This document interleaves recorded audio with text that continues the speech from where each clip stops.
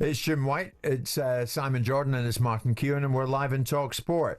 I don't know what the temperature is like over in Switzerland, but it certainly will rise for England women if they were to lose to the Netherlands and face group stage elimination on Wednesday, because the defeat at the hands of the French, a 2-1 defeat, has landed them in a bit of a predicament, and one that only they can get themselves out of. Let's head out there now and talkSPORT's England Euros reporter, and she is Courtney Sweetman-Kirk. Courtney, good morning to you. How do you see it? Have they put pressure on themselves now, the England women, with that first match defeat? Yeah, good morning, gentlemen, and you're exactly right. They have. It was it wasn't a good start to the tournament. It's all been said before the tournament as well, that the group of death, as a lot of the sections of the media have called it. But yeah, they've made their lives difficult now. I think, the Netherlands-Wales game, I think we're expecting Netherlands to win, and that went that way as well. So it's going to be a tough game against the Netherlands. It always has been and always will be in that sense. So yeah, their backs are against the wall a little bit now. Courtney, what about that performance and that result against the French? Did you in any way see that coming? Outrun, outpowered, outgunned in the end? No, I'll be honest, I didn't. I knew it was going to be a tough game against France, especially with their forward line. They've got lots of pace and power, but for the first 20 minutes, we looked the better team. Probably should have scored. We had one disallowed, but that's where, I think that's where the momentum shifted. But, we spoke to some of the players, listened to the interviews, the same with Sarina Wiegman. Yes, that decision maybe went against them, but that doesn't matter. They should be well equipped enough, experienced enough to be able to still go forward and not sink at that point. And as at that point, the French then dominated for probably the next 60 minutes to a level that I certainly didn't expect. Yes, there was a little bit of reaction towards the end, the last 10 minutes, but unfortunately by that point it was a little bit too late. And especially I think the defensive performance is something that worried me and a lot of others watching. Yeah, Courtney, you mentioned Sarina Wiegman's reaction to the surprise defeat. Let's just drop in on it. This was Sarina post-match. Of course we were frustrated because I had a bit too, we had such 3 very good weeks and we trained really well, but that's never a guarantee that of course you win the game. And you also know that France is it's a proper team too, so you have to do things really well, and we just didn't get it right at those moments, and some moments we did. I think there were parts in the game that we did well, and yes, also moments of scoring that goal, like no one expected that to be disallowed. So we had to get out of that better too, because it was a huge surprise that it was disallowed. Courtney, I just wonder, what would the reaction be, do you think, if they were to lose to the Netherlands and they are looking at an early elimination from the tournament? Where would it leave Sarina Wiegman? How much credit is there for her in the bank?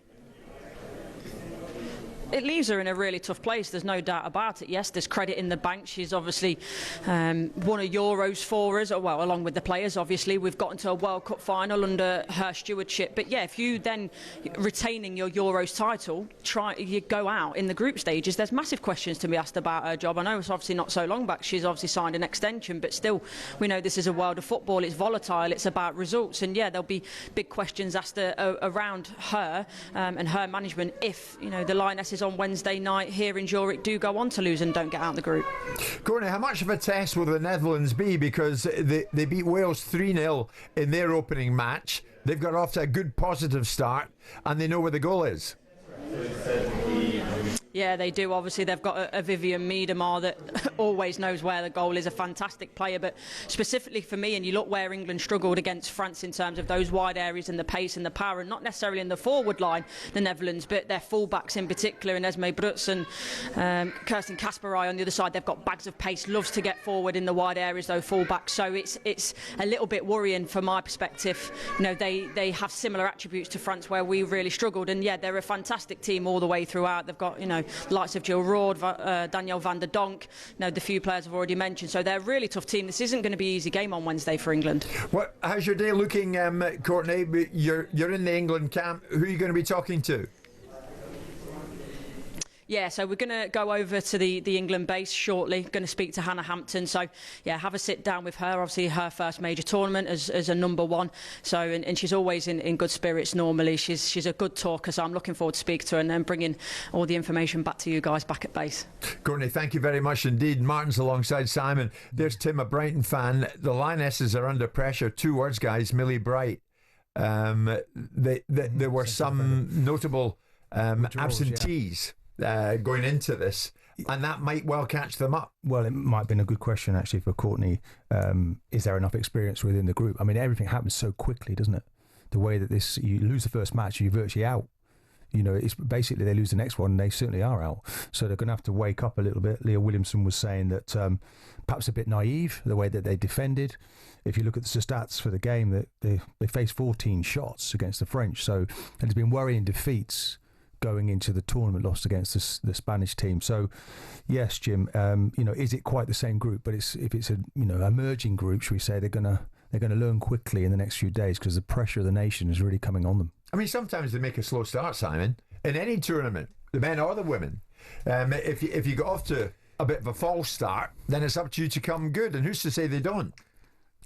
Don't lose the first game. You know, a draw would be a disappointment. A defeat is a real challenge.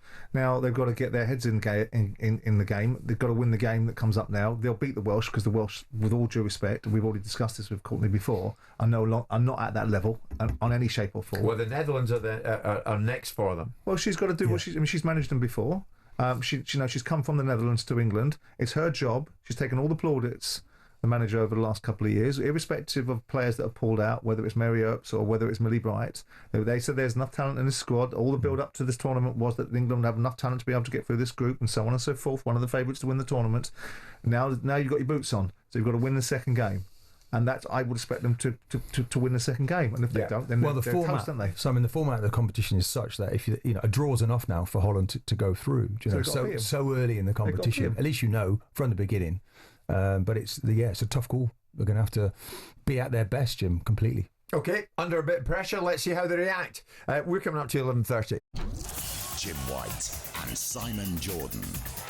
Monday to Friday mornings from 10 on AM, on DAB, via the talkSPORT app and on your smart speaker. talkSPORT.